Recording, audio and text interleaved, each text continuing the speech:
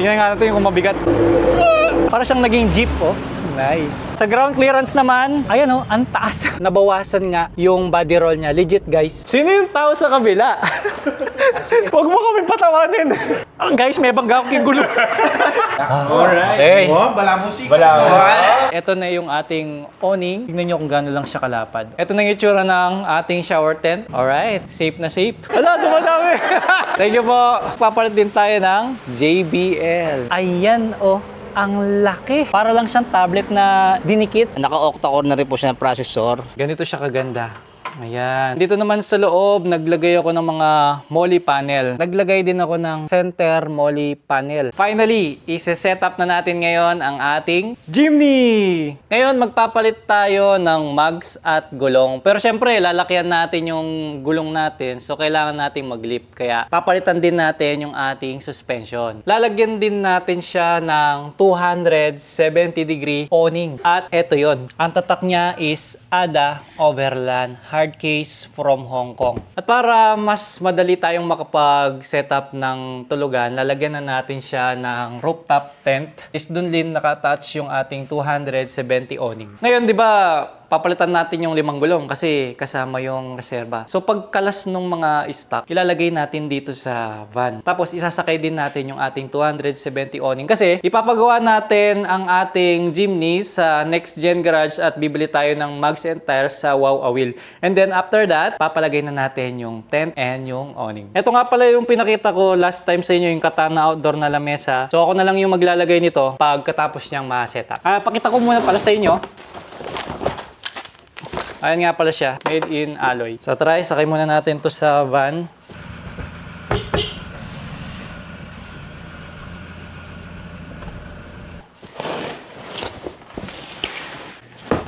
O, diba? So ngayon wala nang upuan yung van ko, kaya kasya yung 5 gulong.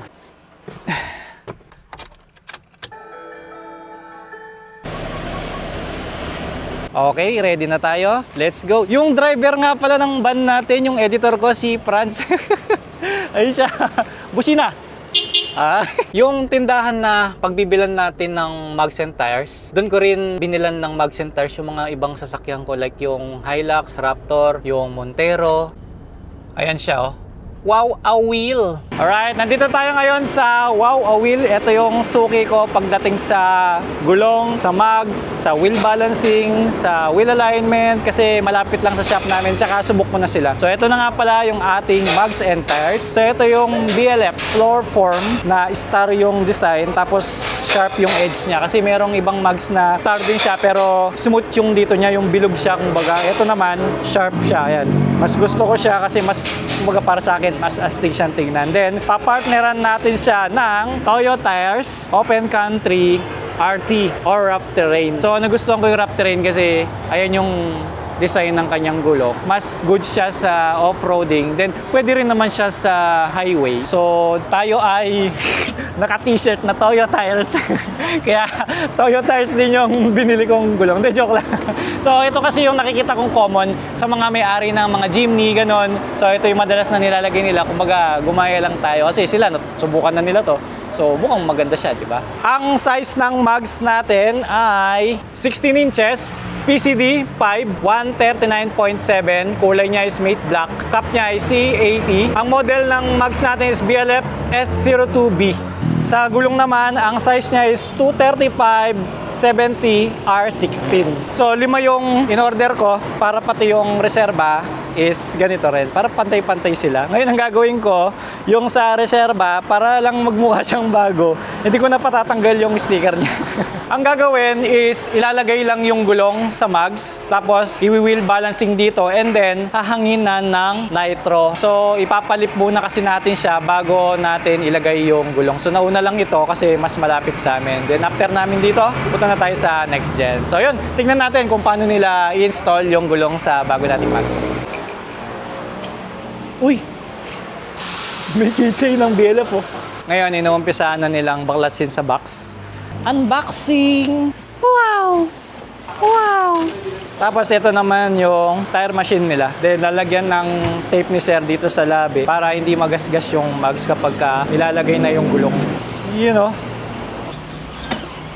Ang maganda sa BLF Mags is meron na siyang center cap kaagad. So yan o. So pagka nilagay mo, at least nakatakip yung hub natin. Pero bakit kaya yung tatlong tornilyo black, yung dalawa silver, no? Bakit ganun, sir? Ito lang yung tatanggalin, sir. Ito kasi ano lang, design lang siya. Ah, gets. So hindi lahat siya nakatornilyo. Ah, okay. Tapos ito, sir, lagay na lang natin yung pito dito. Pare-pareho. Oo, sir. Kasi mababalance naman. Okay. Galing ng tape nila, oh. Makapal siya tsaka madulas. Tapos yung pandikit niya hindi mag-iiwan sa mags. Tapos lalagyan niya ng pampadulas dyan. And then yan, iikutin na niya dito. Yan. O, smooth lang siya. Tsaka wala siyang gas-gas, oh. Diba? Tapos hahanginan nila dito ng nitro. Ayan, 33 yung ilalagay na PSI. Tapos, ita-tire balancing nila dito. Kapag may part na hindi pantay or maalog, yun yung lalagyan niya ng tingga. Anong tawag dyan, sir? Tingga. Ah, tingga. Sa Kapampangan, hikaw yung tingga eh. Ayan, ito na yung ating gulong nakalagay na sa bagong mags. Ngayon, nakikita nyo itong blue na to. Ipatatanggal ko na lang kasi ito, ang purpose nito para hindi manilaw yung white na Toyo tires. So ito ay protective barrier kung tawagin, no? Para siyang wax, pero babrushin lang siya ng tubig, mawawala siya, magiging white na siya. So ayun, sasakay na natin dito sa van. Ayan, itatabi ko na lang yung awning dito para maluwang. Yan. Ayan, kasya yung 5 dyan. Tingnan nga natin kung mabigat. Mabigat! Bigat pala. Thank you. Okay, so ganyan yung tsura ng van natin ngayon, oh. Saktong-sakto lang kasya lahat, di ba? 5 piraso. Kung may upuan to, hindi kasya, eh. Laking bagay na may van. Kahit na umulan, pagpunta natin sa Next Gen Garage, is hindi mababasa yung mga mags. So ngayon, punta na tayo sa Next Gen Garage para ilip na natin ang ating Jimny. Alright, nandito tayo sa Next Gen Garage at ito na yung sasakyan natin. So, ito naman yung mga pesa na ilalagay natin sa ating sasakyan. Para sa shock absorber, ito yung ARB Oldman Emu Nitro Charger. Tapos, ito naman yung kanyang mga coil spring. Then, magpapalit tayo ng rubber bushing yata ang tawag dito. Ayan, ARB din. Diba, ang sinasabi kong issue sa stock suspension ng Jimny is masyado siyang mabody roll, no? So, ito yung ilalagay natin na ang tawag dito is panhard. So, ang tatak niya is tank engineer. Ito ay para mapigilan yung pag ganun niya, yung pag-sway. Para kapag nag-off-road, di ka mahihilo. So, tignan natin kung may nagbago ba. Kaya naman gusto kong gamitin ang ating Jimny ng all-stock para after nating ilagay ito, makukompare natin siya sa original na performance ng Jimny. Ito naman yung brake line extension and shock mount kit. So, dahil nag-lip tayo, ngayon yung brake hose kasi natin medyo mahihila siya. So, instead na magpapalit tayo ng bagong brake line, no? So, i-extend na lang natin gamit tong bracket. Ngayon, ganyan yung itsura ng ating Jimny. Payat yung gulong, maliit, at hindi siya ganun kataas. So, tignan naman natin kung anong itsura niya after nating nilagay ang ating bagong setup. So, yun, i-start na nila ang i-install yung mga pyesa. Ay, lilip na siya ngayon. Tapos, tinaas nila yung hood. Iwan ko kung bakit. Para bakit tinaas yung hood? Ah, yung baterya. Ah, okay. Disable muna nila. Ang first step, tatanggalin muna yung shock absorber tsaka yung spring. Tapos, yun, tinanggal na yung negative terminal ng baterya. Ito nga pala yung comparison ng dalawang gulong. Ito yung stock, ito yung bago. Tignan nyo kung gaano siya kalaki. Yan ang comparison nila sa laki. Ayan, ganyan siya. Almost 2 inches nga, no? So, sumatotal, ang pag-angat ng ating Jimny ay 4 inches kasi 2 inches sa gulong tapos 2 inches din sa suspension. Tapos, pagdating sa lapad nila, almost 2 inches din yung nilapad nitong bagong gulong kumpara sa stock. Ito naman yung suspension. Ito yung stock. Ito yung ARB Emu. So, mas mahaba siya, almost 2 inches. Ayan, ganyan siya. Mas mataba yung ARB compare dito. Ito yung ipapa-machine shop natin. Anong tawag dito? Trail arm. Trail arm. Ayun, papalitan kasi yung rubber neto. Tapos yung pinakita ko kanina, ito yung ipapalit. Ito yung caster bushing. So, 4 na piraso to. Ito na yung ipinalit nilang suspension sa atin. Ito na yung bago nating shock absorber. Ito naman yung spring. And then, nagpalit din tayo ng panhard. Ayan, dito siya nilalagay. Kulay yellow, sakto. Para sa likod naman, ito yung ating shock absorber. Ito yung spring. And then, meron din siyang kasamang sapin dito para hindi magasgas. Then, ito naman yung panhard. Buti na lang, kahit na hindi ARB yung tatak ng suspension natin is nag-match pa rin sa kulay ng panhard. Kaya, ang ganda niyang tignan sa ilalim ngayon, di ba? Agaw pansin siya. Ito na yung pinaka-machine shop natin. So, ito yung rubber bushing na nilagay nila, 4. So, tigdo 2. Ayan, ganyan siya. Eh, may unit pa, par. Pinrest ito, di ba, par? Ayan, oh. Ito naman yung stock natin. Bago natin isalpak yung mugs and tires natin na bago, explain muna natin kung bakit tayo nagpalit ng bushing. So, ito, papakita muna namin sa inyo. Di ba, ito yung suspension, yung shock absorber, and then yung spring. Then, anong tawag dito, sir? Trail arm. Ito yung tumawag dito. Trail arm, yan. Axle sa front. So, bakit natin kailangan palitan yung bushing? Kasi, halimbawa ngayon, naghintay tayo ng 1 oras. So, bakit hindi yung stock na lang? Yung unang ginawa natin is pinalitan natin yung caster bushing, pinamachine shop natin. Kasi para yung alignment niya is makorek kasi nilift natin siya. Pag kasi hindi napapalitan yung caster bushing, minsan di mo makukuha talaga yung alignment ni Jimny kasi solid axle siya, mahirap. Tapos walang adjustment talaga caster bushing sa ibaba kung di yung bushing lang. Precise na may saktong butas para sa OME na suspension na lift. Ayun, no? Tapos yung spring natin, kumbaga nakatayo ba rin siya, ganyan? Yung spring, maayos to mamaya pag nalagay na yung gulok. Kasi minsan pag wala kang caster bushing, pwede siyang tumama dito with nagkakos ng langit-ngit. Ayun. So, may additional siyang bayad dito sa labor natin kasi nagpa-machine shop tayo na okay. Pero at least, di ba, pagkatapos nating nilipen yung gulong, wala tayong iniisip. Alignment na lang yan pagkatapos ito. Alright. So, yun. Salpak na natin yung bagong gulong. Ang laki.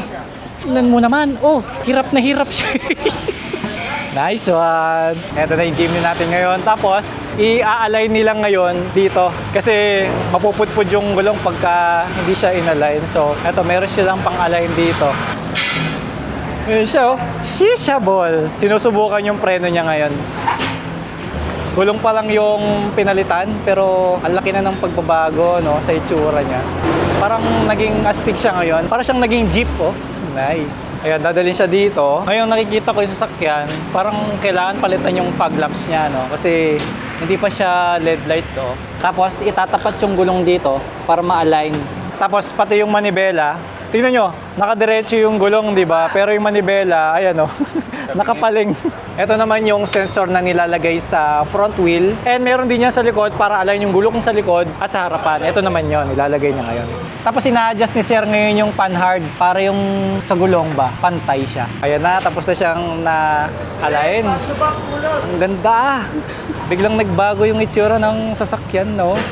Basic pa lang yung pinalitan. So ang gagawin ngayon is ite-test drive muna ni Sir para ma-check kung naka-align na yung gulong or merong vibration, gano'n. So yun. Ngayon tinatanggal nila yung kulay blue dun sa tatak na Toyota Tires at saka Open Country RT.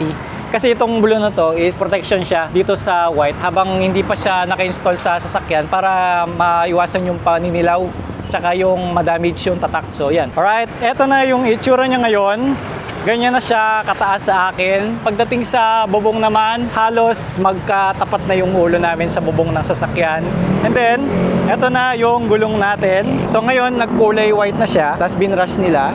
Ayan yung itsura ng gulong. Then, kung makikita nyo dito, nakasagad yung liko ng gulong. Hindi naman siya nasayad dito. So wala tayong tinabas. Sa ganitong size ng mugs and tire, ay plug and play siya sa 2-inch lifted na Suzuki Jimny.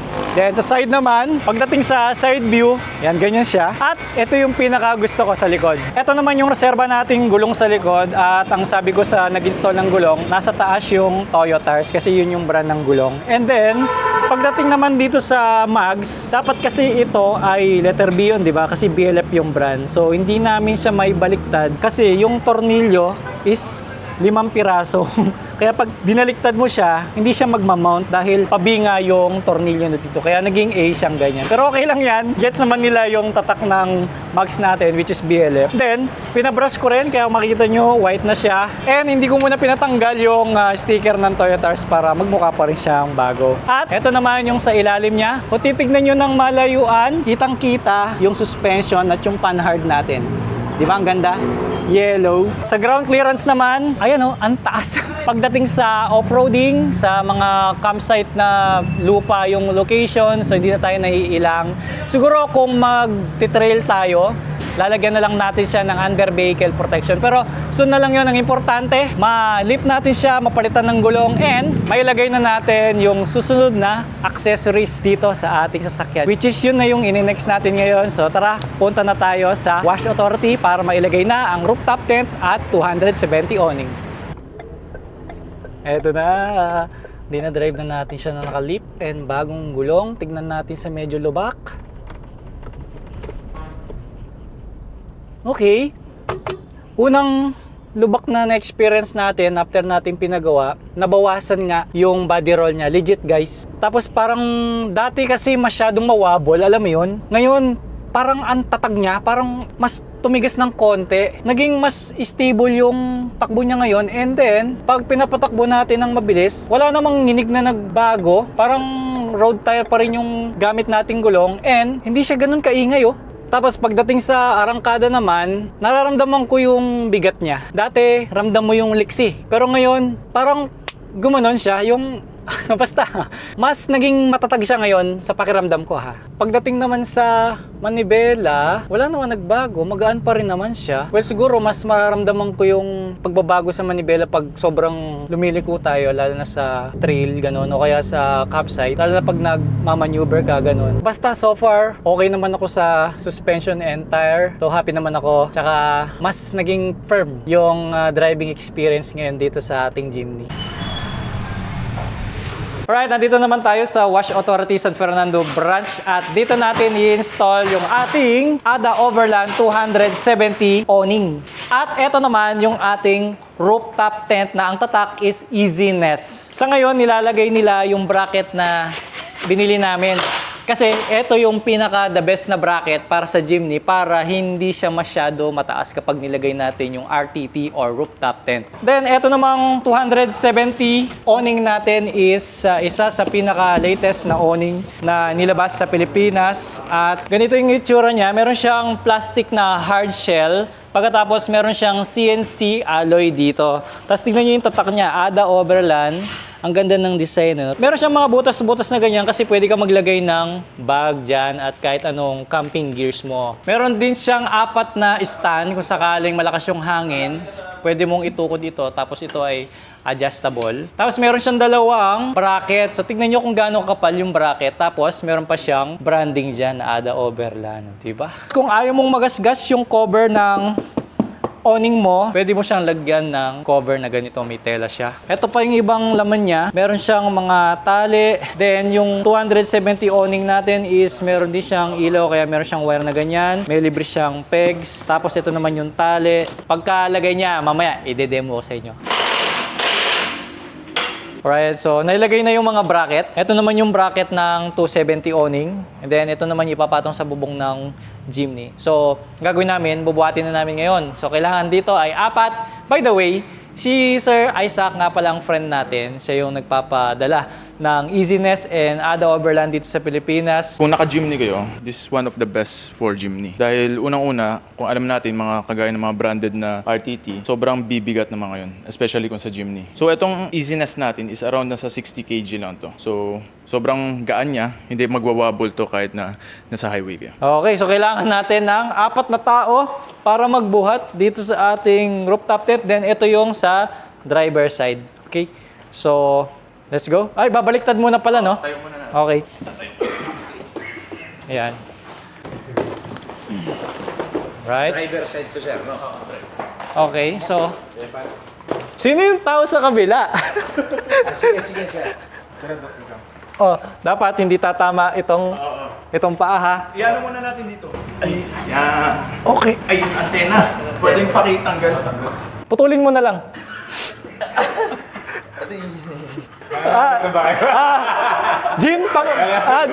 Jin, pakibilisan. Nakakabit na ba kayo, guys? Nakakabit na ba kayo? Huwag mo kami patawanin. Guys, may bangga akong gulo. Ay, ako magulo. Okay. Okay. Oh, Okay. okay yung goma dyan. Alright. Okay. Oh, bala musik. Yan. Ito naman yung 270 awning namin. So, ilalagay na siya ngayon. Ang maganda dito sa awning na to, na-adjust yung tornilyo niya. So, pwede mo siyang itapat dito sa available na bracket ng Ada Overland. So, ayan siya. Isushoot nila ngayon dyan. Tapos nakita nyo yung bracket, di ba? Ang kapal. So, yan. Para hindi siya gumagalaw-galaw. Wala kang ano dito. Yung mga nilagyan ng washer sa inyo. Ngayon nakalagay na yung mga accessories. Ito na yung ating awning. Ayan, napakaganda. Ada Overland. Dark yung kulay niya. Medyo nagmamatch siya sa black na fender niya. And then, tignan nyo naman yung ating rooftop tent.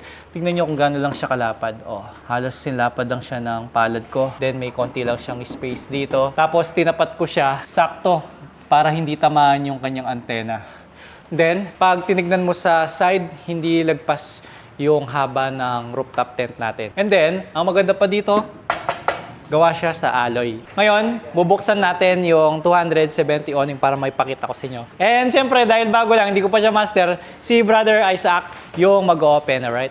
So, yung lock pala ng rooftop tent natin is pa-hook siyang ganyan, no? So may latch lang. Oh, meron siyang latch, yan. Pwede na lagyan ng padlock. Oo, para may lock. Okay. Then, meron siyang hagdan dito. Tapos may lock lang siya dito. Pull lang. Ipo-pull lang yan to. Tapos angat na yung ladder.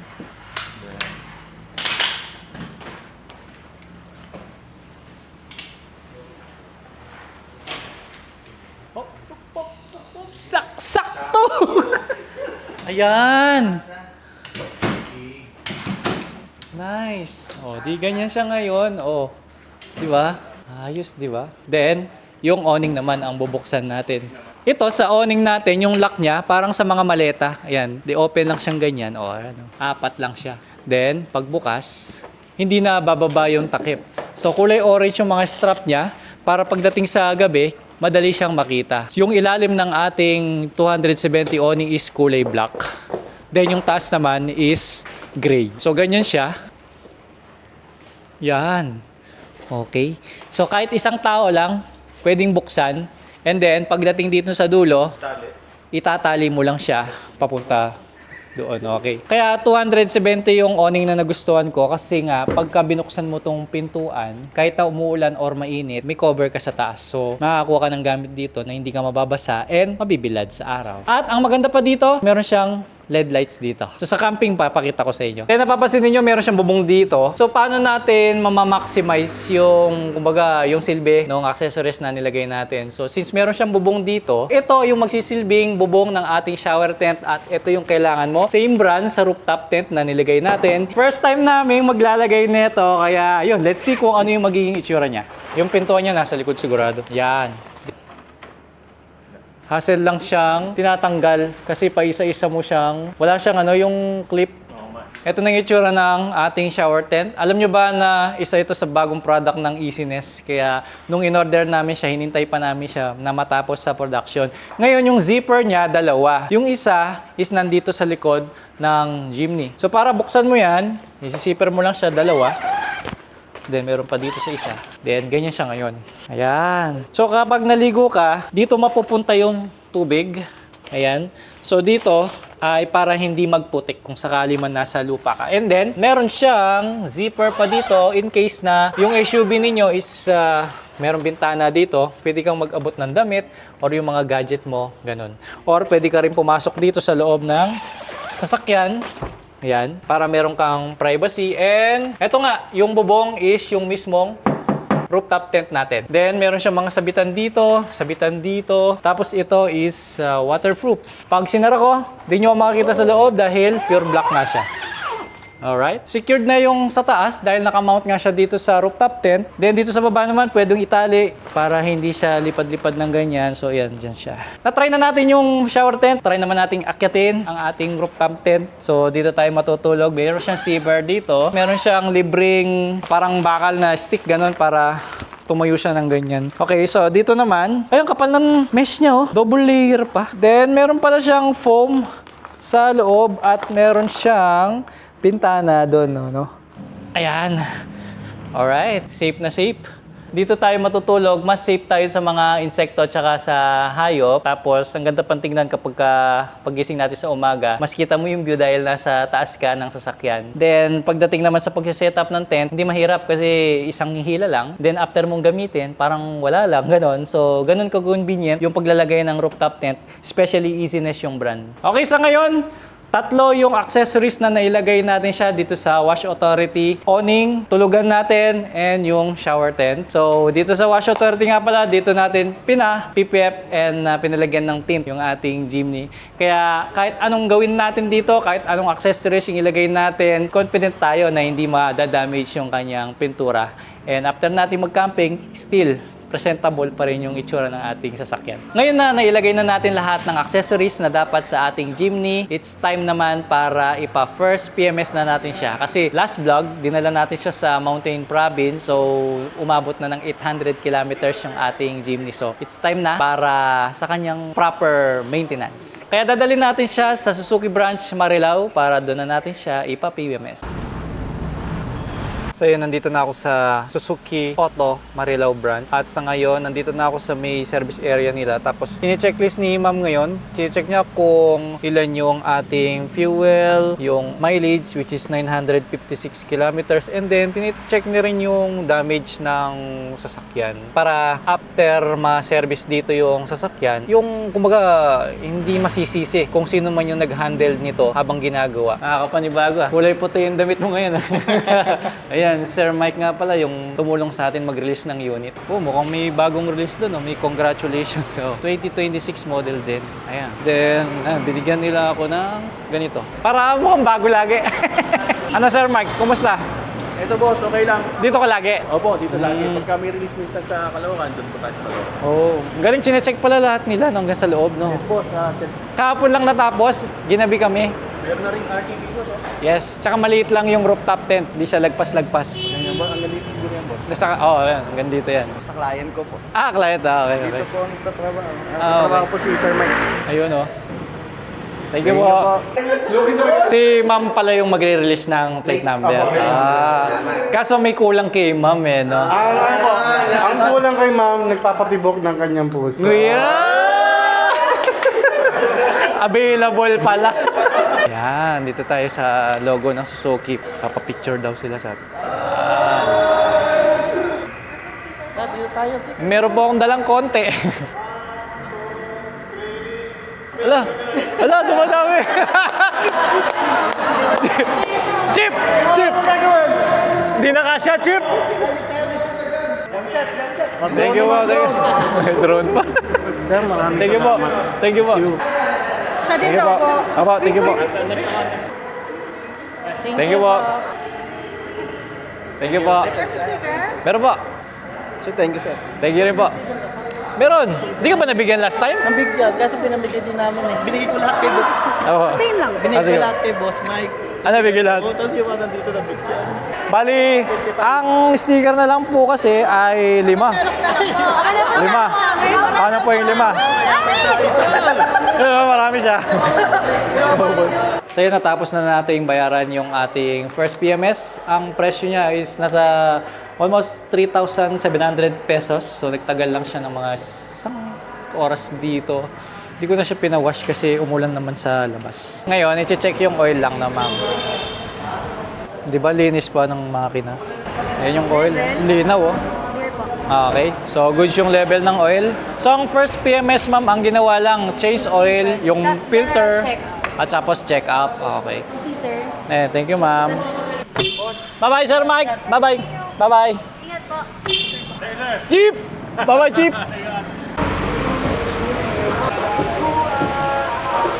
Ngayon naman, nandito tayo sa Stark Android na tindahan dito sa Marilao, Bulacan at palalagyan natin ng bagong Android infotainment system ang ating bagong Jimny. Meron pang isang naka-Jimny 3-door dito. Naka-setup din siya pang camping. Meron din siyang rooftop tent tsaka side awning. Eto, tara, pasok tayo. Yun, oh.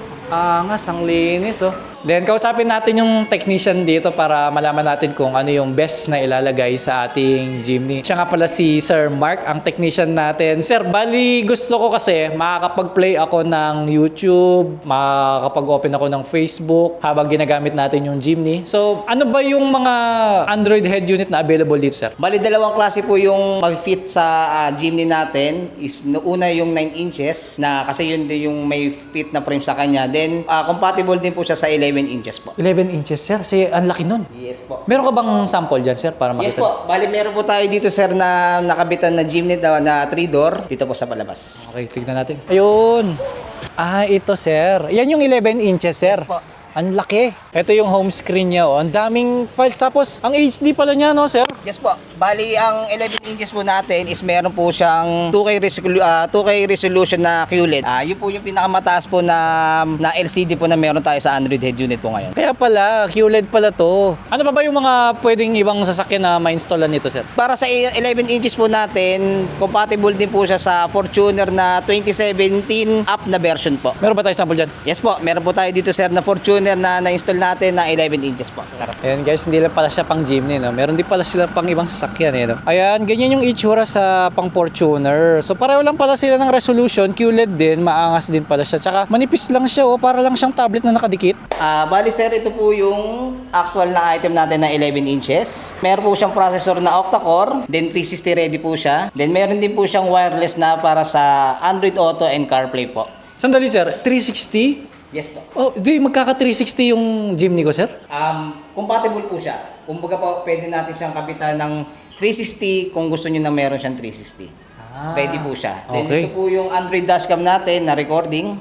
Meron po siya 720 pixel na full HD na may night vision. Then ito po yung ating backup camera which is 720 rin po siya na may night vision po. Gaano katagal naman ilalagay, sir? Bali po dito sa ating sa Jimny, maabot po siya ng 30 to 1 hour po na installation. Plug and play po siya. Wala tayong anything na ikakat sa wire. Basta po ipa-plug na natin siya. Then yung frame po natin na ipapalit is fit po for Jimny talaga. So ibig sabihin, sir, hindi mabovoid yung warranty natin? Yes po. Wala pong void po yun sa warranty pag dinala nyo po sa car dealer. Yun, so yun, pa-install na natin. Bago nila gawin yung sasakyan, i-checklist muna nila para make sure na lahat ng electronic components ng sasakyan is gumagana, like signal light, headlight, busina, ganun. And then syempre, titignan din niya yung condition ng sasakyan, kung may gas-gas ba yan, or kung may damage na kaagad. Then syempre, nagpalit tayo ng Android head unit, so syempre, magpapatugtog tayo ng music. So dapat, medyo maganda ang ating sound system. Kaya magpapalit din tayo ng JBL. Nice one. So ito nga palang speaker na ito is para sa Jimny talaga.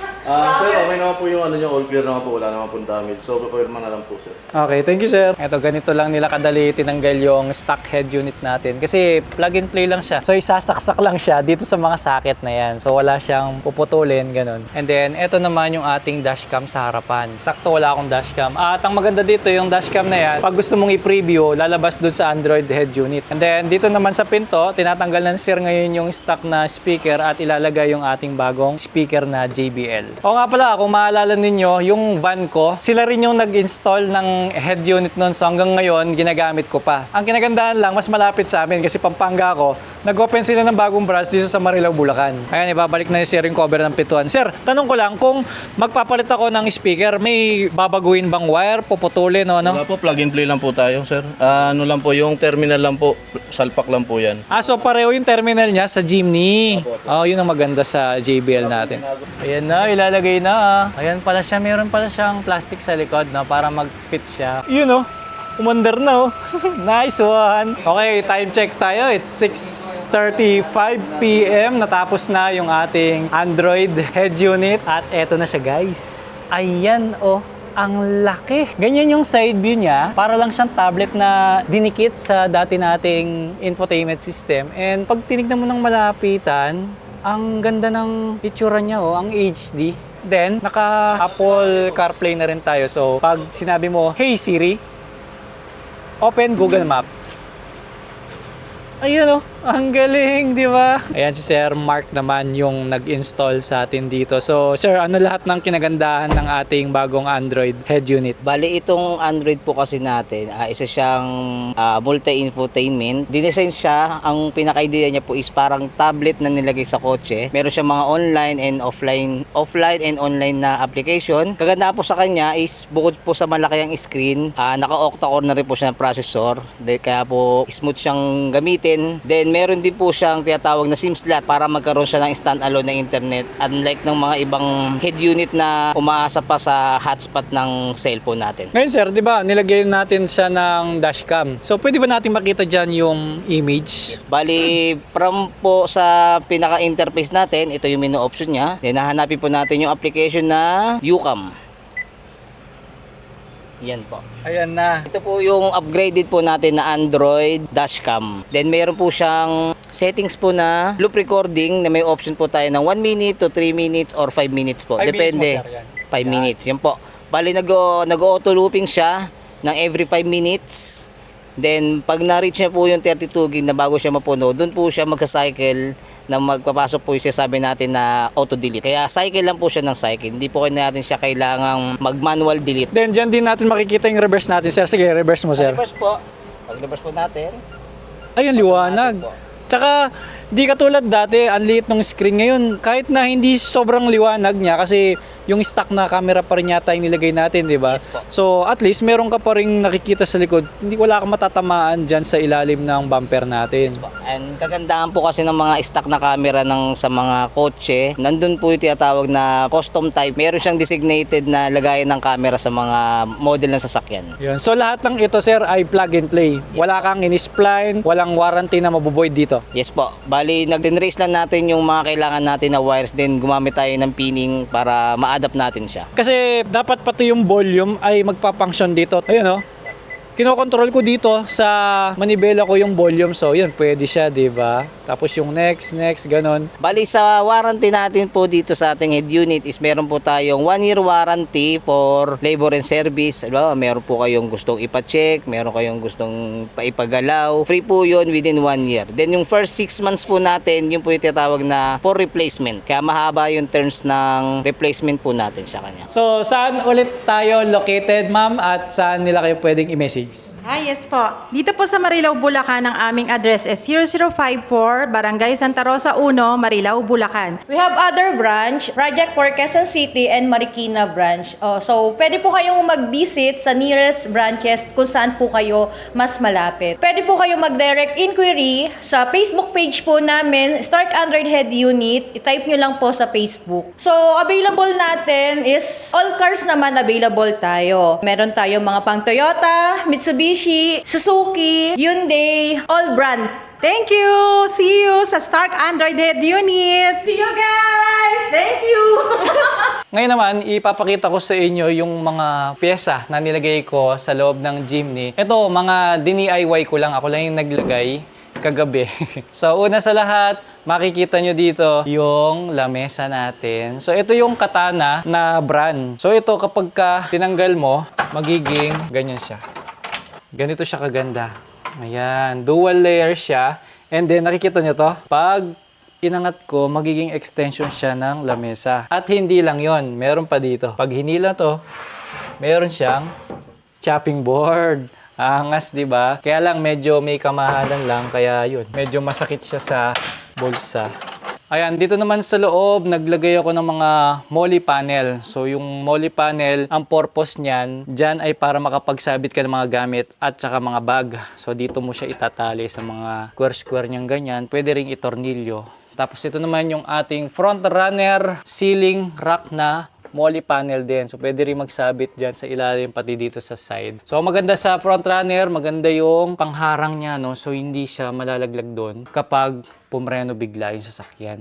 So, kabilaan yung ating window molly panel. So, ang kulang na lang dyan is yung mga bags na ilalagay. Then, dito naman sa loob, naglagay din ako ng center molly panel para may pagsabitan ako ng mga importante like yung mga tissue, yung radio, yung mga wallet, ganyan. Tapos pwede pang lagyan ng mga buttons. Nakikita nyo, rectangle siyang ganyan. Parang ganito lang yan. So, fit siya doon. So, ganitong klase yung magandang ilagay dahil wala siyang harang sa gitna. So, kahit saan dyan, maaabot mo. Meron kasing ganito na may harang sa gitna eh. So, ito ay plug and play lang. Walang bubutasin. Ilulusot mo lang yung tornilyo kasi may nakaabang ng butas dito sa loob. Then, yung dito naman, meron din. Kaya ganyan kaganda itong ADA Overland na 270 owning kasi may molly panel din siya. Kung mapapasin nyo, hawig sila nung window molly panel ko, di ba? May butas din sa gitna. Kahawig nito at katulad nito na may butas. Pag tinignan mo ng malayo, ayan no, pang camping na talaga. Loaded na, no. Ito yung maganda eh. Medyo mahal lang talaga. Hanggang ngayon, nararamdaman ko pa yung presyo niya. Ito naman yung bagong bili ko na freezer para sa ating Jimny. So, ang tatak niya is Iceco APL20. So, ito ay 20 liters na capacity. So, gawa siya sa alloy, kulay silver. Makikita nyo yan sa pag-camping natin sa susunod. Then, ito naman is freezer din to. Ang tatak is Alpicool. 35 liters naman yan. So, binili ko yan para sa family. Para kapag kasama ko sila, hindi kami mabibitin sa mga pwede kong i-chiller or i-freezer. At yan po ang setup natin sa ating bagong Jimny. Excited na akong isabak siya sa panibagong camping videos natin. At let's see kung paano mag-perform yung mga piyesang nilagay natin dito at tignan natin kung nakatulong ba siya o gumastos lang tayo. At paki-comment nga pala dyan guys kung ano yung masasabi ninyo sa setup natin sa kanya and kung meron pa kayong maisasuggest. Ano ba yan? See you sa next camping videos natin. Nakakakilig lang kasi sobrang nakumpleto na natin yung mga parts na kailangan. Alright, maraming salamat sa inyong oras. Hanggang dito na lang. See you sa next camping.